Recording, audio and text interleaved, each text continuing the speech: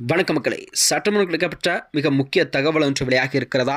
கரார் காட்டிய அமித்ஷா, உடனே பறந்து போன எடப்பாடி, அதிமுக கூட்டணியில் யாருக்கு எத்தனை தொகுதிகள்? வாங்க வீடியோவை மூலமாக்கின்றார். அதாவது 2026 சட்டமன்ற தேர்தல் இருக்கக்கூடிய சூழல் தான் தமிழக அரசியலில் சூடுபிடிக்க தொடங்கிவிட்டதா. அந்த வகையில் தான் அனைத்து கட்சிகளுமே சட்டமன்ற தேர்தல் நெருங்கக்கூடிய சூழலில் அதற்கான வேலைகள் எல்லாம் தொடங்கிவிட்டதா. அதாவது அனைத்து கட்சிகளும் தங்கள் கூட்டணி கட்சிகள் தொகுதி பங்கீடென அரசுகளில் மும்பாரமாக செயல்பட தொடங்கிவிட்டது. அந்த வகையில்தான் தமிழக பாஜகவின் தேர்தல் பொறுப்பாளர் பியூஷ் கோயல் அவர்கள் தலைமையில்தான தேசிய ஜனநாயக கூட்டணி கட்சிகளின் தலைவர்களின் ஆலோசனை கூட்டம் அது மதுரையில் நடந்திருந்தது.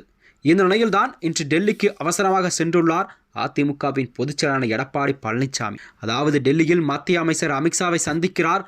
கூட்டணியில் உள்ள கட்சிகளுக்கும் தொகுதிகள் எண்ணிக்கையை பகிர்ந்து கொள்வது குறித்த ஆலோசனை இதில் நடைபெறும் என்று எதிர்பார்க்கப்படுகிறதா. அதாவது கூட்டணி கட்சிகளுக்கு யாருக்கு எத்தனை தொகுதிகள் எத்தனை சீட் என்பதை எடப்பாடி முடிவு செய்ய வைத்திருக்கிறார்கள்.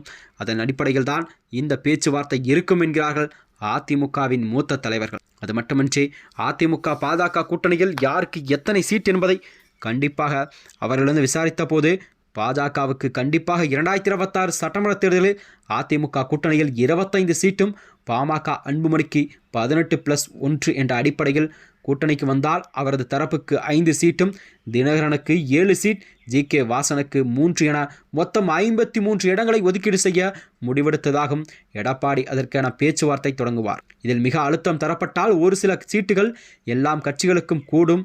ஆனால் பாமக அன்புமணியை தவிர்த்த மற்ற அனைத்து கட்சிகளுக்குமான 50 சீட்டுகளை கேட்கிறது பாஜக. அதாவது பாஜகவுக்கு மட்டுமே 50 சீட்டுகள் தந்துவிட வேண்டுமென்றால் பாமக அன்புமணிக்கு தேவையானதை எடப்பாடி கண்டிப்பாக ஒதுக்கி கொள்ளப்படும் என்பதுதான் பாஜக தலைமையின் திட்டம். ஆனால் இதற்கு எடப்பாடி சம்மதிக்காத நிலையில்தான் எடப்பாடி டெல்லி பயணம் மேற்கொண்டிருக்கிறார் என்பதை கூறப்படுகிறதா. டெல்லியின் எண்ணிக்கையும் தொகுதிகளையும் இறுதி செய்துவிட்டு மார்ச் 6ஆம் தேதி கூட்டணிக்கான தொகுதி பங்கீடு ஒப்பந்தம் போட்டுக்கொண்டு அதனை கண்டிப்பாக ரிலீஸ் செய்ய திட்டமிட்டிருக்கிறார் எடப்பாடி. ஆனால் அவ்வளவு எளிதாக இதனை நடக்க பாஜக விட்டுவிடுமா என்ற கேள்வியெல்லாம் அதிமுகவும் எழுந்திருக்கிறது. இதற்கிடையே தான் டெல்லி அமித்ஷாவை சந்திக்கும் பொழுது சில கோரிக்கை வைக்கப்படும் திட்டமிட்டுள்ளாராம் எடப்பாடி.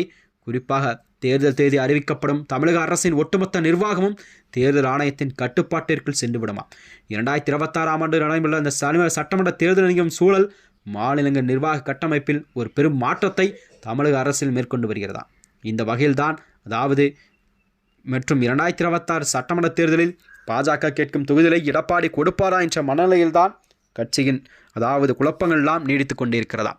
பாஜக 50 சீட்டுகள் கேட்டால் மற்ற உள்ள கூட்டணி கட்சிகளுக்கெல்லாம் அதிமுக எவ்வாறு சீட்டுகள் ஒதுக்கப்படும், குறைக்கப்படுமா அல்லது கூட்டப்படுமா என்ற மனநிலையில்தான் ஒரு கேள்விக்குறியாக பார்க்கப்பட்டு வருகிறது. மேலும் இது போன்ற வீடியோக்களை தெரிந்து கொள்ள நமது சேனலை மறக்காமல் சப்ஸ்கிரைப் செய்து கொள்ளும். நன்றி, வணக்கம்.